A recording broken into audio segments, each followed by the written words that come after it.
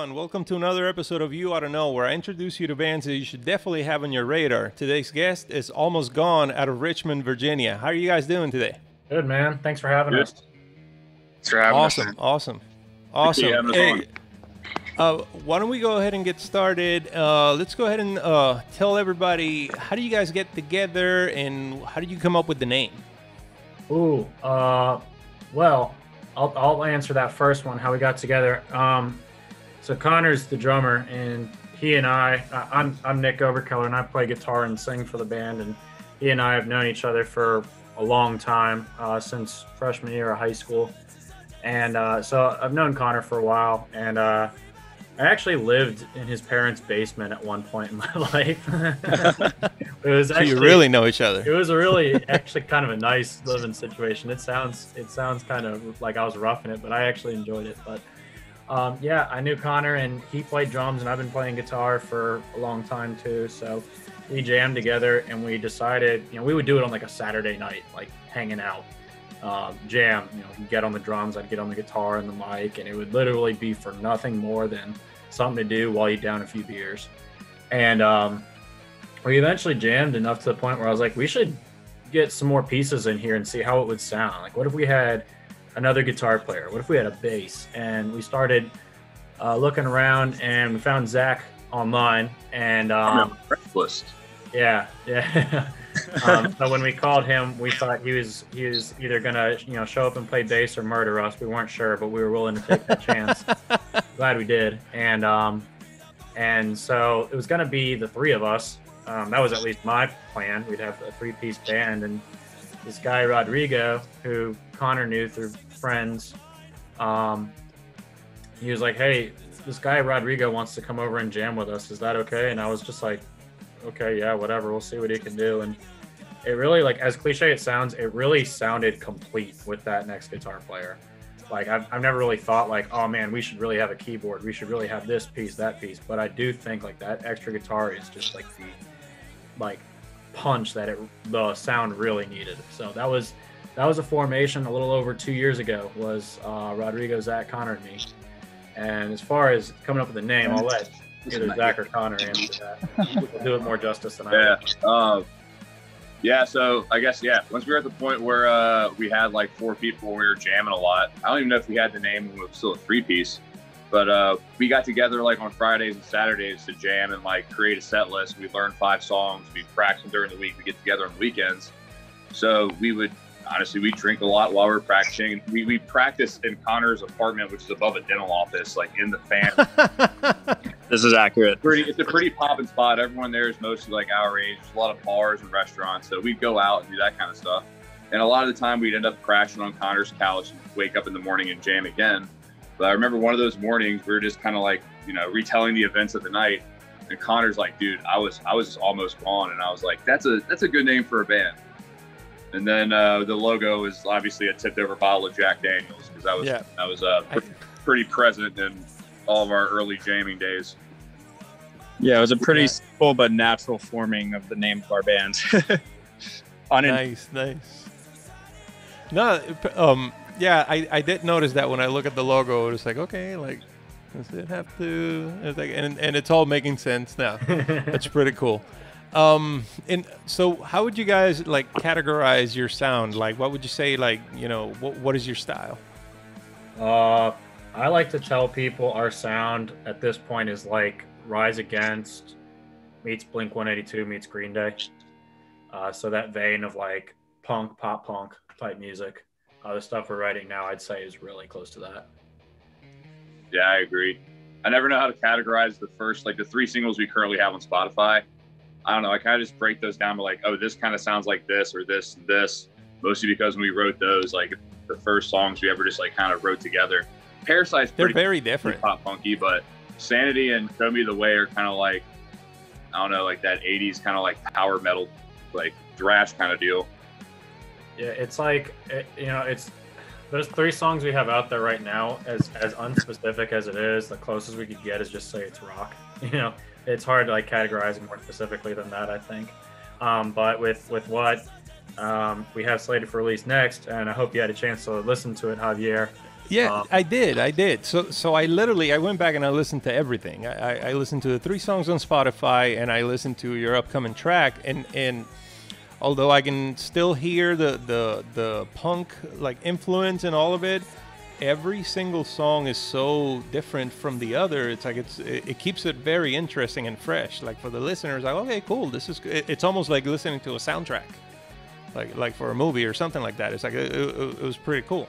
Your new song, actually, the production on that, wow. Like, I don't know if you guys tried a different studio or if you guys tried a different like engineer or something like that.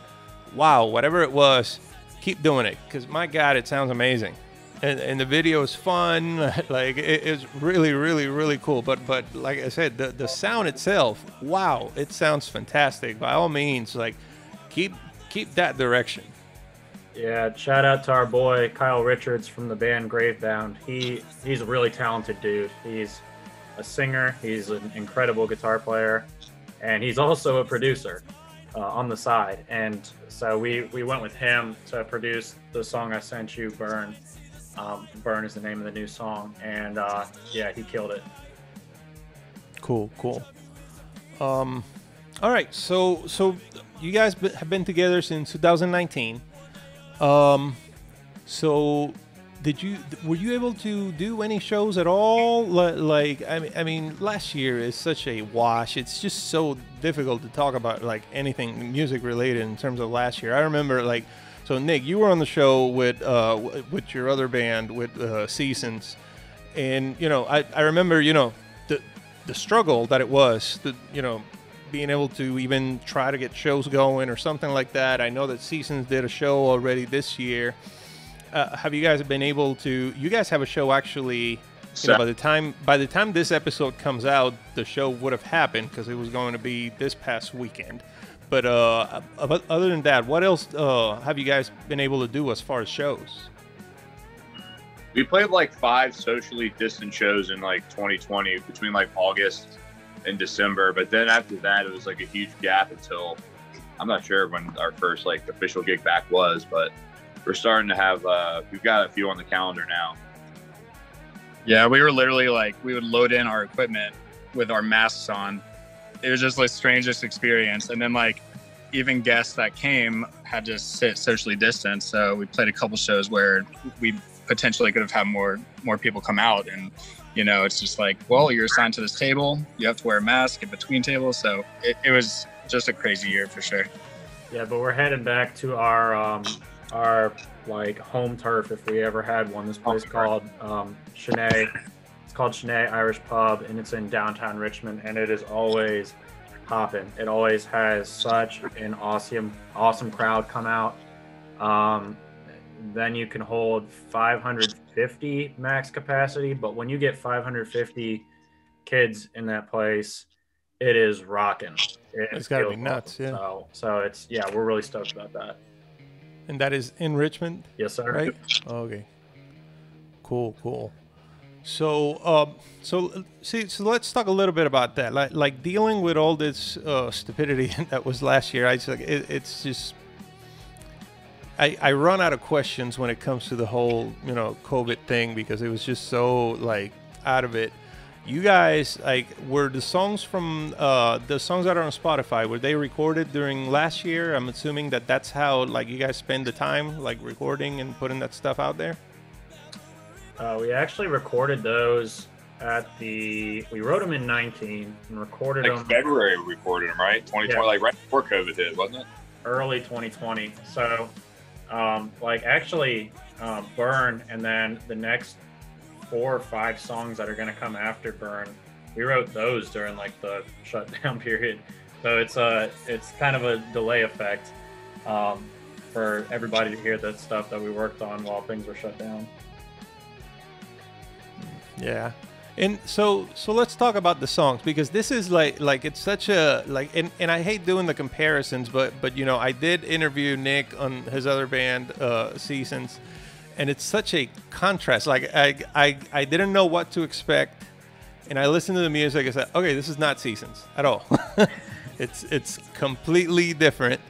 Like, I love it. I absolutely love it. I mean, if you can tell by my latest project, I love punk music, and I love what you guys are doing. But like where does the inspiration come from? Like how do you guys, like, how's the writing process? How does it work? Like, who usually comes up with the idea? Like, is it the music first? Is it the lyrics first? How does it work? That's a tough one to take. Music first. I would say it's usually Zach comes up with some like good bass line, you know, and then Nick adds on top of that with guitar, and they kind of like are just really good at creating, like, instantaneously creating like something. Whether it becomes a full-blown song or not, that's to be determined. But then I show up and just throw down a beat to whatever they've created. So I would say they're huge in the process of creating songs, and one of them can probably continue off that. Yeah, I think the reason I'm so like proud of the song "Burn" that's coming out and the ones that are coming out after that is they're so relatable to us. Like, it's like "Burn" is literally about a Friday night for us. Like, Zach and I lived in the same house until about 2 months ago, and "Burn" is a song about partying around a bonfire basically, and we would do that on Fridays. We'd have big ass bonfires and hanging out, playing beer pong, having a good time, music playing. It's literally like a story of like a average Friday night. And so it's like taking that, what we like to do for fun to blow off steam, and then like accurately putting it into a song, and then putting the touch on it from Kyle, the producer. Like, it ended up with something, I mean, that I'm super proud of. So this whole time I've been in Ashburn, I should have been in Richmond, is what you're saying. Exactly. You could have come over and had a beer with us, made a little pong. Yeah, right? Wow. That's awesome, dude. No, and like I said, it was such a contrast, because before so you sent me the link, and I said, let me hear the other stuff first, because I know that this is new. And if it's new, then it's got to sound different. But the contrast in sound, and even in maturity wise, like in terms of the riffs and the song structure and everything, it's so much better. It's so good. Is this the direction that you guys are taking with everything, or are you guys trying to stay open and just let it flow, when whatever comes out comes out? Well, I'll probably never like stop trying to figure out how to add or improve upon it, but yeah, I'd say the one that's coming after "Burn" sounds similar to "Burn." I think we've gotten way smarter about song structure. Yeah, it's kind of method to it now, I feel like. Last year, yeah. We've become a lot smarter with like sticking to a specific direction. And the direction we have right now is really fun, at least for me. And I think that's important, because that's gonna make you motivated to want to keep doing it. It's make you proud to play it in front of people. It's gonna make you excited about it. And if you're excited about your music, the people listening are gonna be excited about it. Yeah, I feel like we stick with that, like taking that direction too, because whenever we play out, like we play a Shanae, for example, I feel like the songs that we have the most fun playing and the crowd has the most fun like hearing are like those pop punky kind of either party vibe songs or just like that really high energy upbeat stuff. And like we really love playing that. You know, it might not be what we listen to like all the time during our daily lives. We love playing it. And when we write it, it just comes pretty naturally. Like one of us comes up with a riff and we kind of get in our little rehearsal space here like on a Thursday to jam. And someone's like, hey, I worked on this riff, and we just roll with it. It's fun to do.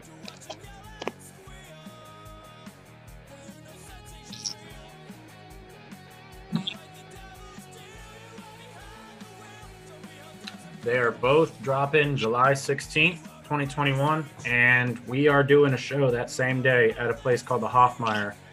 That's also in Richmond. It's really cool. Like, they call it a beer hall, but that's not really what it is. It's more like a 3-story bar, and the middle story has a stage and the pool, like rock club kind of vibe to it. So yeah, we're getting to have a really hell of a good Friday that day, July 16th. It's gonna be really fun. Cool, awesome. So let's talk a little bit about your upcoming plans. You said you have another song coming out after "Burn." Is this the way that you guys are handling your releases? Is it going to be just singles, or you guys maybe like have an EP coming, or perhaps a full album, or is this like is this what makes sense for you guys? I mean, I would love to have my own album I could hold in my hands one day and just see it, but it really makes, at this point in time, in this day and age, it really does not make any financial sense. Not everybody, but the vast majority of music fans are listening to Spotify or YouTube or one of those.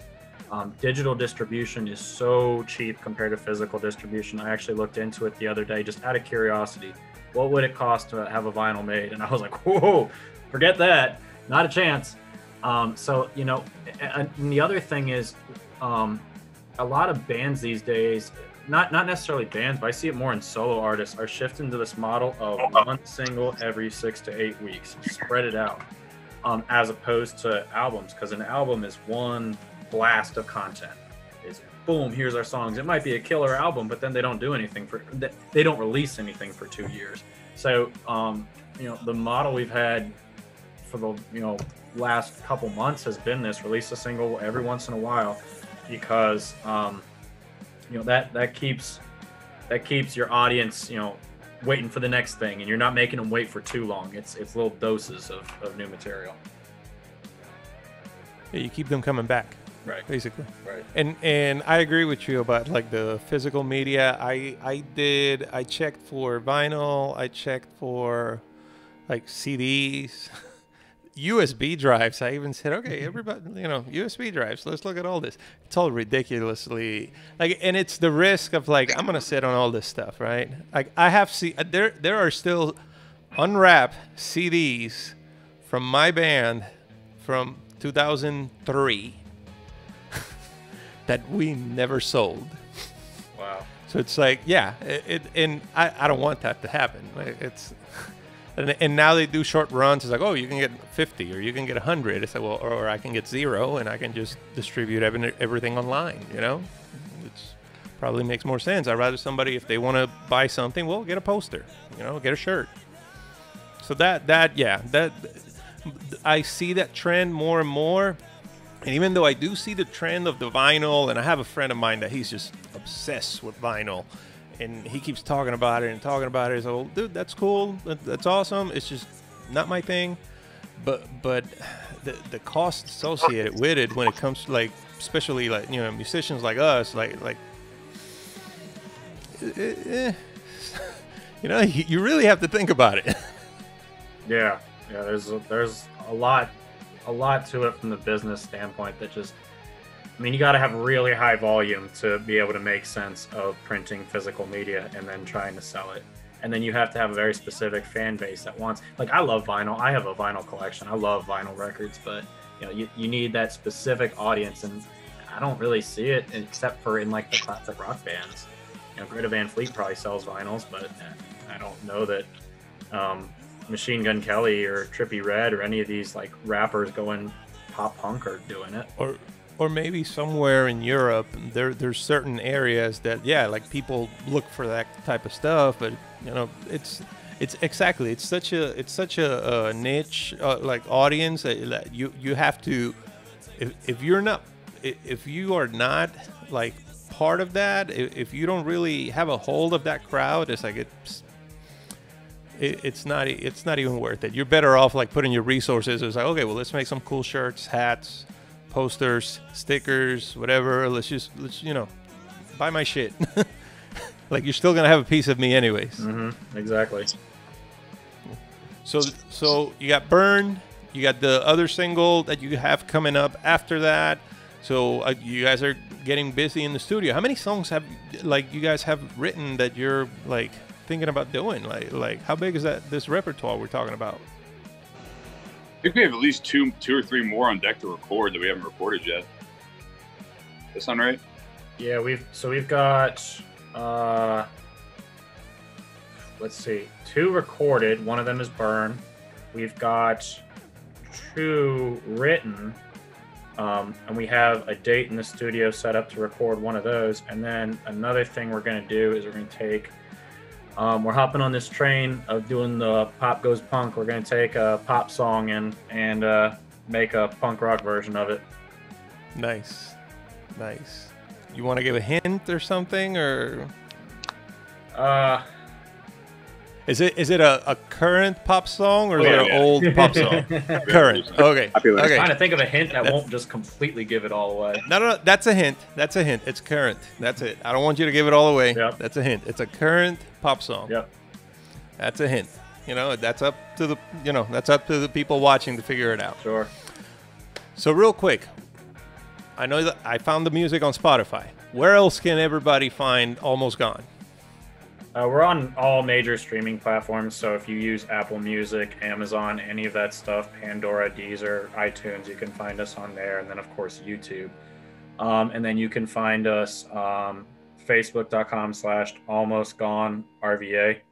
So there's an RVA at the end, and then Instagram, Almost Gone RVA. Which once again, I did make the mistake of like not understanding what the RVA was. Remember, like last time, and then it hit me. It's like, oh man, how the hell do I fall for this twice? I think every Yeah, band Richmond has RVA. an RVA behind their Yeah, Instagram handle. I just need to like tattoo it on my arm or something. It's like RVA equals. People have done it. Virginia. People have done it. All right. and for the people that are watching this and they've never heard of Almost Gone and they're seeing this for the first time, what do you guys want to say to them to get them to come and listen to you? You like the party? It's always a party. Good music to crush a beer too. Yep. 100%. That's actually like the most concise and to the point and absolutely perfect like answer I've ever gotten. Like, that's awesome. Great. like- When you're worn out on a Friday evening, you've had enough of your day job, and you just want to blow off steam. That's what it's built for. Yeah. I agree 100%. You nailed it right on the head. There you guys have it. Almost Gone. Nick, guys, thank you so much for being on the show. Appreciate it. Everybody else, you got to check these guys out, okay?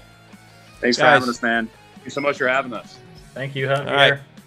I'll see you next time. All right, see ya.